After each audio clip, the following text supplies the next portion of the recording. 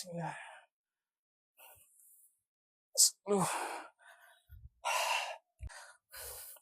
9, 10, 19, 20. Okey. Hari ni okey, kurang sakit.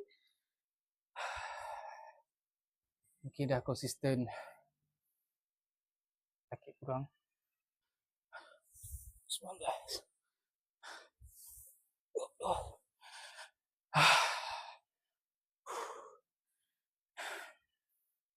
Okey.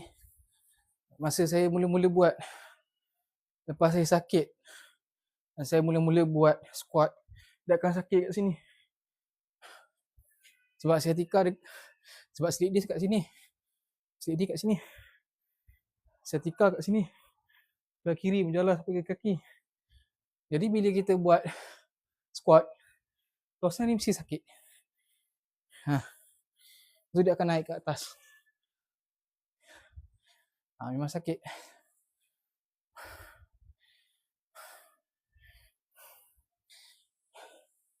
Tapi kalau tak cuba tak tahu. Memang kena buat. Sakit memang sakit, tapi kita berharap akan datang dah tak sakit. Macam tu.